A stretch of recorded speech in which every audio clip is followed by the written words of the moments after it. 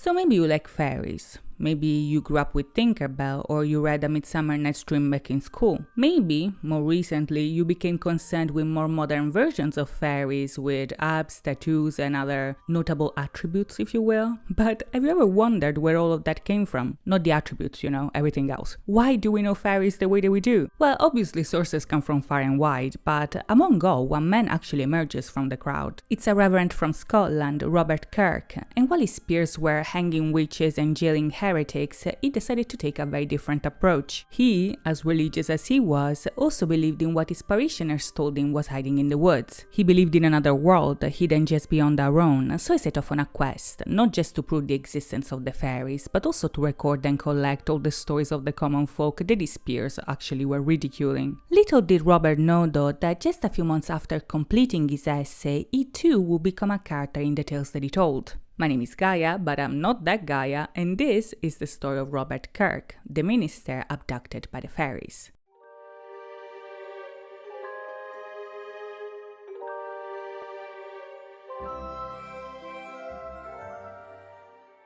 Did I make this video just to cover myself in glitter? Maybe. So, Robert Kirk, who is this guy? That's a great question, thank you for asking. Robert Kirk was an Episcopalian minister born in the 1640s. It's assumed that he was born in 1644, but accounts actually vary on this. Some say 1644, 1642, 1641, we don't really know for sure, but what we do know is that he was born in Aberfoyle, Scotland, and he was the seventh son of Reverend James Kirk, who was also the minister of Aberfoyle. Now, him being the seventh son here already puts him in a somewhat supernatural context, if you will, because at the time, the seventh son of a seventh son was believed to have healing powers and other abilities. We actually don't know if his dad was also a seventh son, but we do know that Robert knew of this superstition and also believed to be included in it. One of his diary entries is actually very funny because it talks about him being a seventh son and actually tries to think it through a little bit. Like, if I can heal somebody and remove the sickness, where does the sickness go? Do I get the sickness? Does the sickness disappear? Which, to be fair, yeah, that's a great question. Where does the sickness go?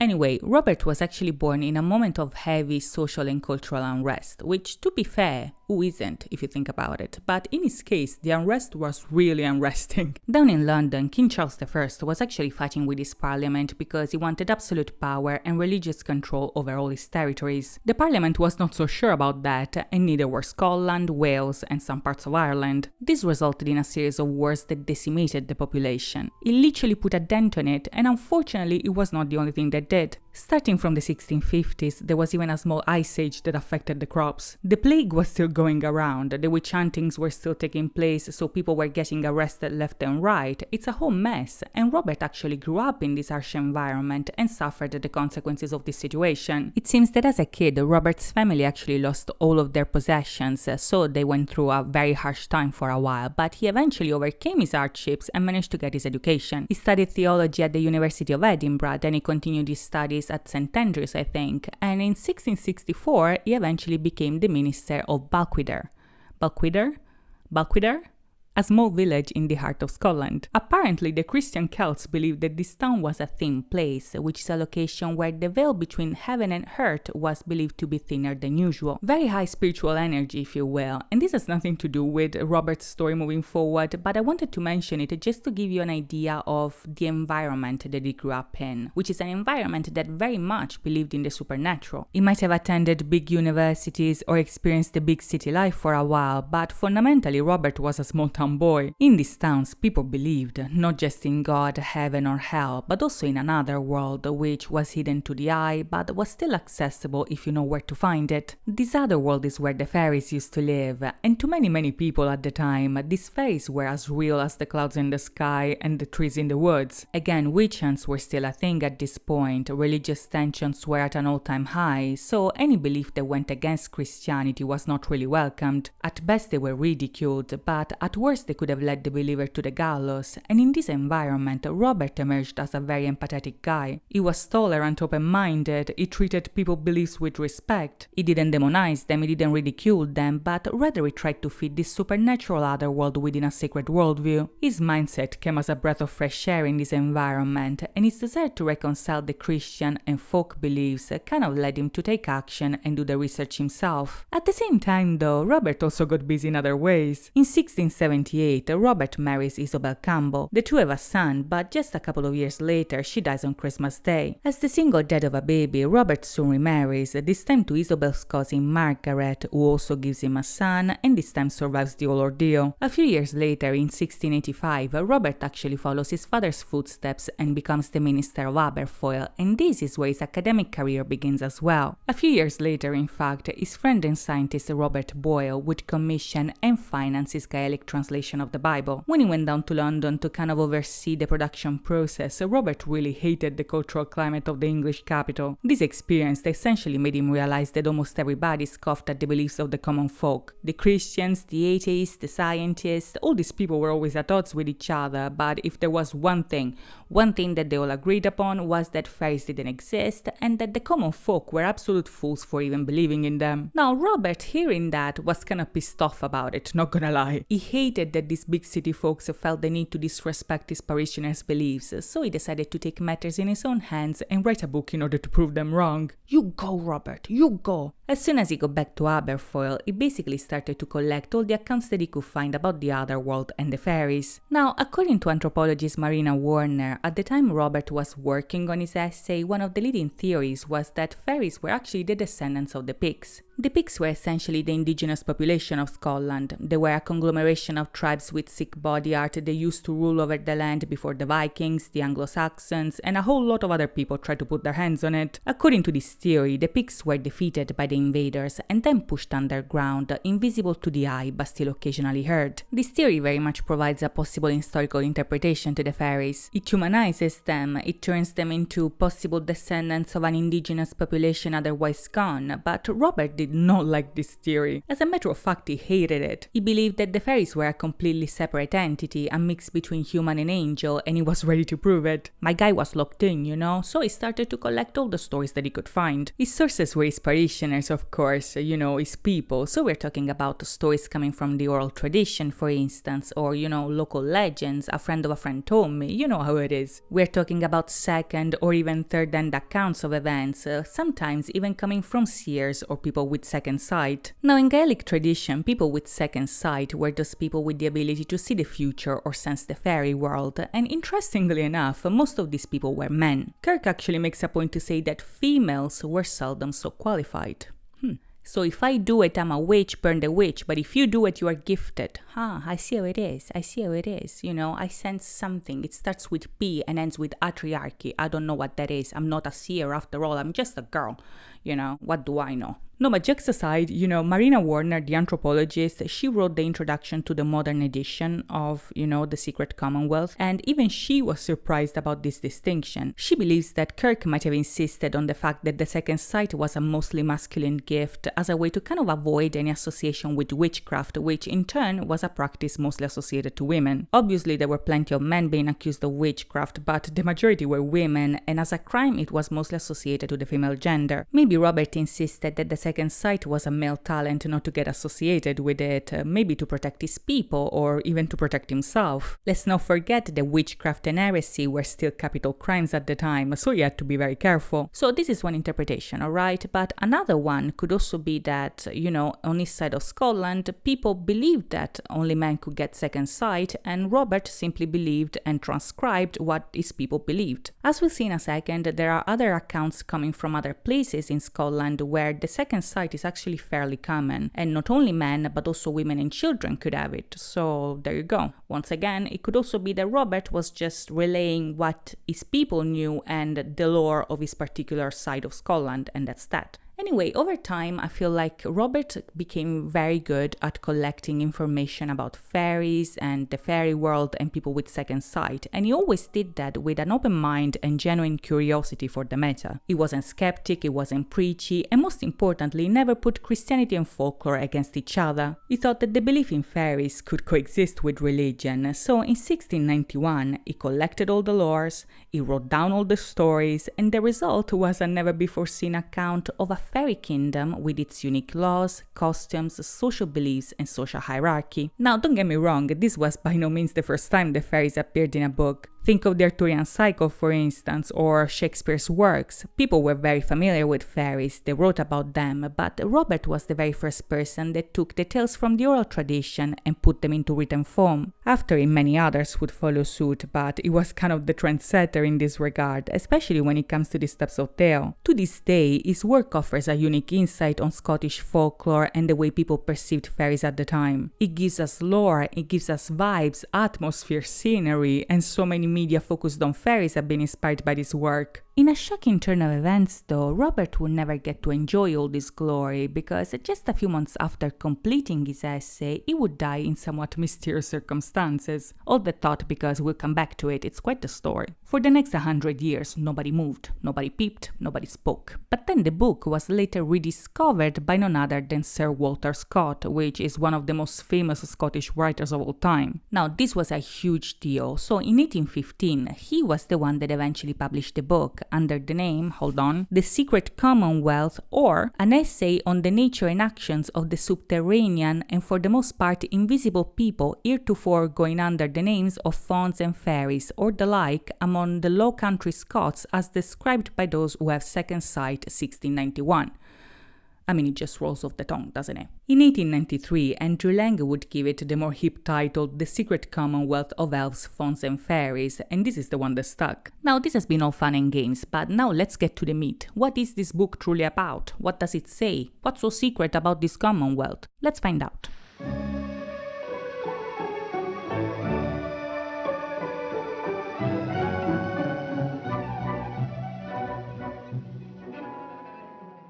So I'd say that this book is kind of divided into four main sections. Part 1 is basically the introduction to the fairy world. Who are these fairies, what type of fairies are there, and how they interact with the humans. Part 2 is a letter from Lord Tarbat, who was a nobleman that was contacted to collect supernatural evidence coming from inside of the world. Part 3 is Robert's response to the letter, while Part 4 is basically a Q&A, but not a regular one. This Q&A is basically Robert answering imaginary questions from an imaginary audience that is actually criticizing his takes, as one does. So let's start off with Part 1. Part 1 basically starts off by saying that the She, also known as the fairies, also known as the good people, also known as the little people, also known as the people of the peace, are essentially a mix between human and angel. They are intelligent, they are light, and they also have these changeable bodies, somewhat of the nature of a condensed cloud and best seen at twilight. Nowadays the fairies live in this otherworldly underground that Robert identifies as fairyland, but in the book it's heavily implied that the fairies are basically everywhere. They are indigenous to every place, so much so that before humans came along, they used to live above ground and do their business in the open. Now, something very interesting that Marina Warner has pointed out in the modern introduction was that Kirk basically uses colonialist terms to describe the arrival of humans. He says the humans planted all countries, which at the time meant colonized. Humans colonized all countries. Robert here is basically framing people as the invader and the fairies as the indigenous population that were forced into hiding after their arrival. Because of that, fairies don't have the best opinion of humans, and if they don't like you, they will let you know. While in general fairies do not kill humans, they will kidnap you, they will kick you, they will trick you, they will spoil your milk, and if necessary, they will also bonk you in the head. Some of the more aggressive physical attacks even include fairy weapons, I guess, one of which is even called the fairy bolt. This is a fairy weapon that apparently has the ability to wound you without rupturing the skin. Anyway, for better or for worse, fairies eventually learn to coexist with humans, so much so that no matter the location, they eventually learn their customs and languages. Despite their otherworldly nature, in fact, fairies are also very mundane in some aspects. For one, they are divided into orders and tribes. They have laws and some form of aristocracy, but they have have no religion, so much so that they actually disappear as soon as you name drop Jesus in the chat. You say Jesus and they skedaddle away, like that. They get married, they have children. The female fairies spin, women embroider, while the male ones fight and travel a lot. The two genders, embroider and warmonger. According to Kirk, these subterraneans have controversies, feuds, disputes, and setting up parties, but they don't have any justice system put in place. If they think that somebody wronged them, they take matters into their own little hands and avenge themselves. Since their little bodies are made of air, the fairies are not subject to wounding, illness, disease, and in the off chance they get hurt, they heal very fast. They live a much longer life in comparison to us, but they do eventually die. They, and I quote, dwindle and decay at a certain period, all about one age, at which point they get buried or just vanish into thin air. Still, according to some people with the second sight, fairies are known to hold funerals for their dead, and sometimes even hold funeral banquets. Both the Scots and the Irish, though, warn against eating meat at these banquets because you risk to either get poisoned or even to join them. Which, I mean, listen, I'm not saying that I agree because I'm against poisoning, but at the same time it's a wake. What are you doing crashing a wake? I feel like it's disrespectful even by human standards, don't you think? It's tacky at the very least. I personally do not condone kidnapping, I do not condone poisoning, but at the same time, I feel like this is a type of behavior that generates consequences, all I'm saying. Now, another custom that Robert writes about is actually called fairy migration because, yes, apparently fairies travel at the beginning of each quarter of the year. During fairy migration season, people are very careful not to travel so they don't run into them. And on the first Sunday of every season, people would go to church to have themselves, their cattle and their corn blessed by the priest. At that point, the fairies would not touch them because they would be blessed, but Robert also makes a point that these superstitious people undergo this blessing would then not be seen in church until the next quarter. Somebody was catching strays at this point, Robert was like, you know who you are. In the essay, moreover, Robert also identifies certain types of fairy, some of which are very nice, and some of which are not so nice and also kind of creepy, to be honest. One of the nice ones are actually called brownies, I think. That's how you pronounce it. It's spelled brownies, like the dessert, but I think it's pronounced brownies. Now, I love these ones. You know why? Because they clean your kitchen. They come into your house and clean your kitchen, and they wear tiny hats. I love tiny hats. I want them in my house. Maybe I should not invite fairies in my house. Maybe that was a mistake. Another type of fairy that Robert mentions, though, is a little bit more creepy, and it's called the reflex man, also known as the double man, the co-walker, or this. I don't know how to pronounce it. Too many consonants. Now, this is basically a fairy doppelganger of a human person. It's an entity described as similar in every way to his human counterpart. It's compared to a twin brother, a copy, an echo of the original, which haunts the human like a shadow. According to Robert, this entity is often seen around in the shape of the human it copies. And get this thing shows up both before and after the original has died. Still, as creepy as it is, apparently this entity is not very malicious. In fact, it's quite the opposite. Robert explains that nobody really knows why the reflex men do what they do. Maybe it's to protect the humans from the wrong kind, or maybe it's to cause some mischief here and there. Eventually, sometime after the death of the original, the fairy goes back to fairyland and good riddance, but the mischief never ends. Oh no, because if the fairies don't copy you, they will most certainly try to steal you. Some fairies are known to kidnap human children and then adopt them into their fairy families. This I feel like is something like the changeling, I think, while others actually kidnap the women that just gave birth in order to nurse their fairy children. When this happens, apparently they leave an ill and voracious image of her in her place. They replace the mother with a sick version of her that sometimes even dies in front of her family, all the while the original is stuck in fairyland nursing a fairy baby until it's weaned or dies. How do you say trauma in Gaelic? After going through all that, the lady is then given the choice to either stay in fairyland or go back home. Obviously, the majority of people use and bolts away from fairyland, but some others apparently stay. So they say, I don't know, I wasn't there. After all, I'm not a seer, I'm just a girl. Anyway, in order to avoid all that, some people actually put bread, the Bible, or a piece of iron into woman's bed so they don't get stolen. I actually kinda love the implication that fairies accept a loaf of bread as bribery not to kidnap people, because I too do not kidnap people when I eat carbs. Am I implying that I'm a fairy? She was a fairy. Incidentally, Robert here actually offers an explanation as to why fairies don't like iron and are especially terrified by cold iron. It seems that iron is an element that can be found near hell in the underworld, so when fairies see it, they are reminded of it and they run away because they don't like it. I actually want to point out that this is just an explanation that is local to Robert Kirk. Iron is a very powerful element in many cultures and traditions all across the world, so what Robert is talking about here is only related to his own traditions and his own lore, obviously. The book also spends quite a lot of time exploring what the people with second sight are able to do. A lot of the time they seem to have a lot of visions and prophecies. The men with second sight learn their practices from their fathers, and in turn they then pass on the knowledge to their sons. They also have specific rituals, which sometimes they perform with tools or animal bones. So if I do it, I'm a witch, but if you do, you know what, forget it. Forget it. I'm not gonna say it, but I will be thinking it. Now, one of the last few things that Robert mentions in the book are actually the fairy hills, which are parts of fairy territory that you don't want to mess with. Funny that you say that, Rob. Oh, I wish that you practiced what you preached. Oh boy. Anyway, according to the Highlanders, this is where the souls of their ancestors dwell. Because of that, the fairy mounds are often placed near churchyards, so when the time comes to pack up and leave, to go back upstairs, the souls of the ancestors have easy access to their own bodies, which I think is very practical, by the way. I like that. He also briefly mentions that those invisible entities that haunt your place and cause a bit of a ruckus are actually souls that cannot rest because they have to reveal a murder, an injury, or a treasure. To be honest, I'm not really sure what this has to do with fairies. Maybe he's talking about those souls that are trapped inside of the fairy hill or something, but it does feel like a tangent a little bit. The only reason I'm mentioning this is because this is a very bizarre foreshadowing for what will supposedly happen later on in Robert's life, but, I'm getting there. We're not there yet.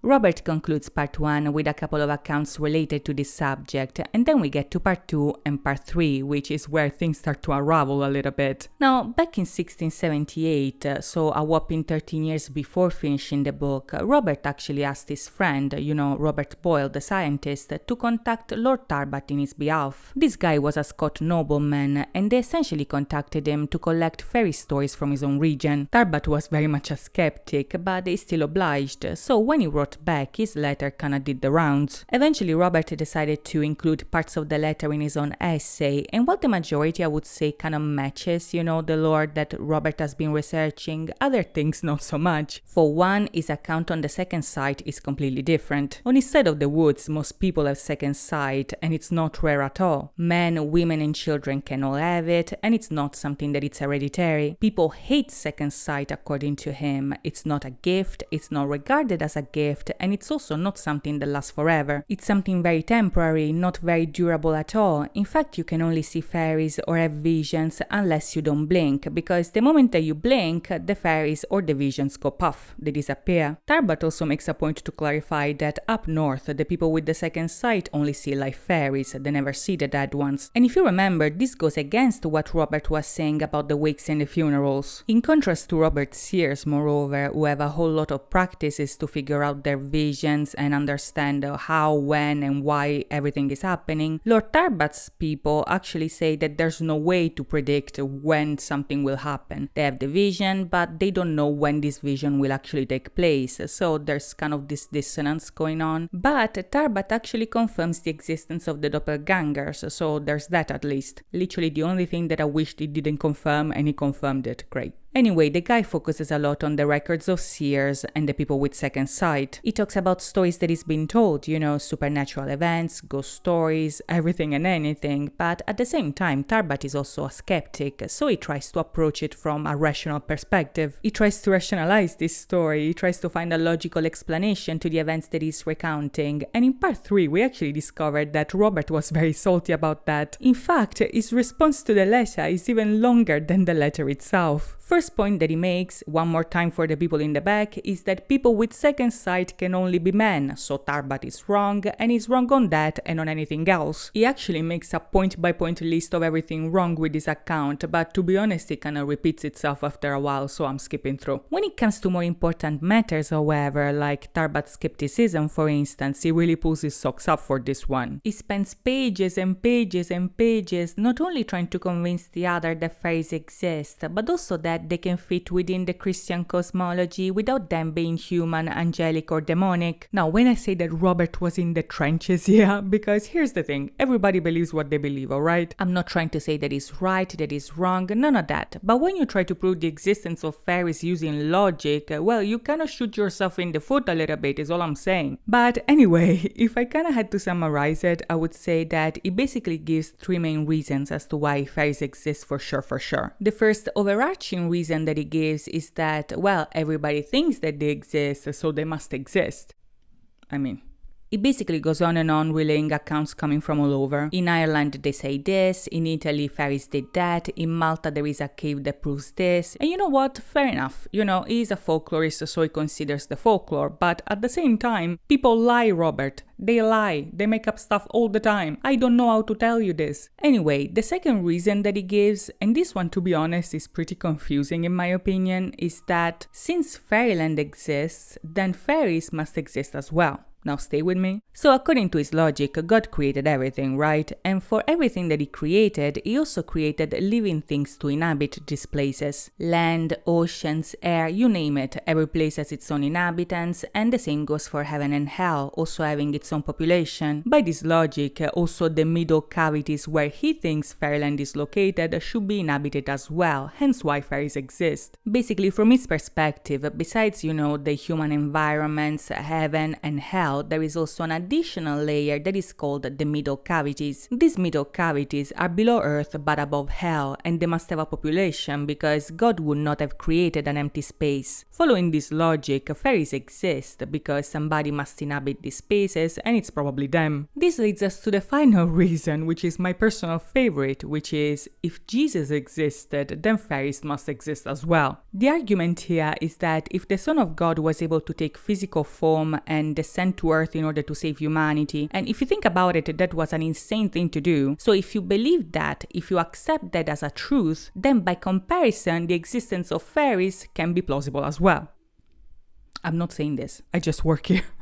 Basically, on a scale from 1 to Jesus, with Jesus being the best thing that ever happened ever, fairies are somewhere in between. So if you believe in Jesus, you might as well believe in fairies too, because their existence is not only more plausible, but also less incredible than Jesus. Can't argue with that. I mean, you can, but like, I don't know.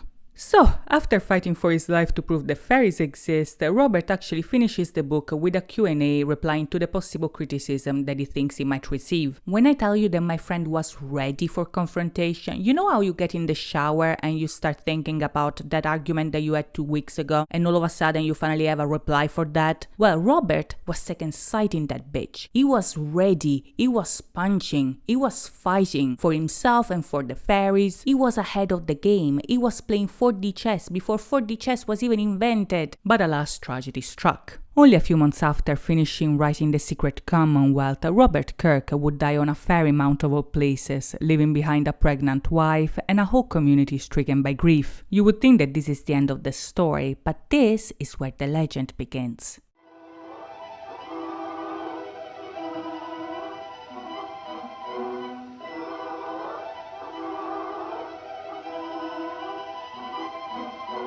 On the evening of May 14th, 1692, Robert set off on a nightly stroll in his nightgown. This was by no means a strange event. In fact, when the weather was good, Robert had the habit of going on a stroll before bed. They cleared his head, they made him sleep better, and on May 14th it was no different. So he got ready for bed, he put on his jammies, and off he went on his walk, leaving his pregnant wife behind. Little did he know that he would never see his wife again. On that fateful evening, Robert got to Dundurn, right next to his house, and there he collapsed. He died on the spot, seemingly in a fit of apoplexy, so he had a stroke basically. News of his death traveled fast, I mean, how could he not? Robert was only in his 40s at this point. Even at the time, it was strange for him to die like that, especially considering where he died. As it turns out, in fact, Dundurn was also known by the locals as Dunshi, a fairy hill. It was fairy territory, and people tried to stay away from these types of places because they believed them to be gateways to the other world. Robert was very much aware of that. He literally wrote a whole paragraph about it just a few months prior, but it seems that he didn't take his warnings too seriously. After his death, however, people started to theorize that maybe he should have,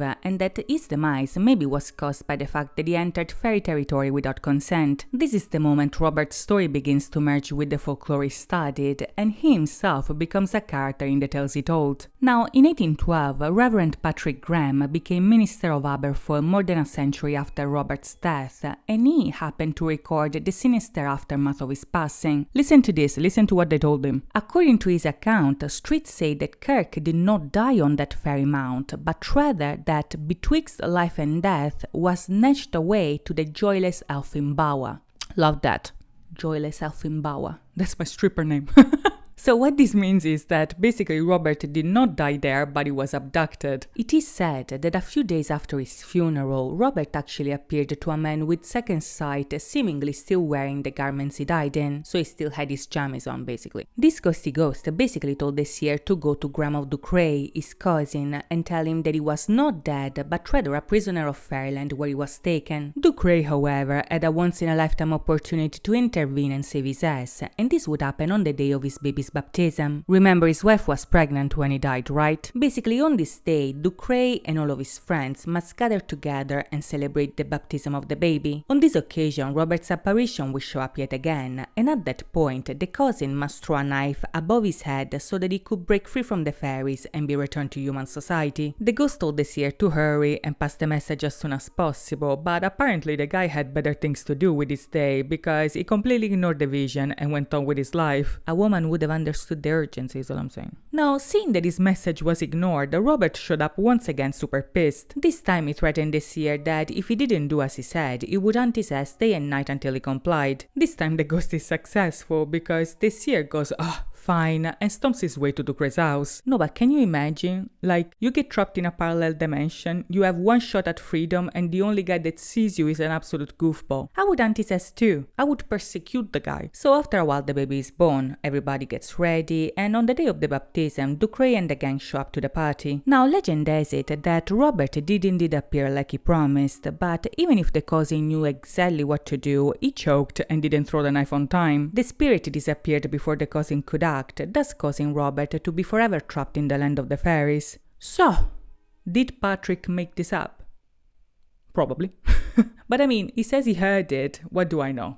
I don't know. I'm sure that this is the legend that was going around when he came into the ministry, I'm assuming. Maybe he made it up, maybe he didn't, maybe it's true, I don't know, I wasn't there. Either way, Patrick's account ended up reaching Walter Scott, and Scott loved the story, he was sold. He read about the fairies snatching the minister and said, yep, that checks out. His theory was actually that Robert's abduction was a terrible visitation of fairy vengeance for revealing all of their secrets. According to the lore, his tomb is empty and filled with rocks, and to this day, Robert is trapped in fairyland trying to find a way to break free. Now, I don't know if this is true, but I do know that his legacy is much bigger than he could ever imagine. He became the protagonist of countless stories, and his studies opened up a whole new world full of magic and mystery to explore. What today we consider common knowledge about the fairies, he collected first. He paved that way, so in a sense, whether he died or he was taken by the fairies, Robert Kirk will forever be the fairy minister. I wonder what he would think of Akotar. But now it's time for you to tell me what you think in the comments down below. If you enjoyed this video, please consider liking, subscribing, sharing, because I'm starting out and it really helps a lot. This is Gaia, but I'm not that Gaia, and I'll see you next time. Bye bye!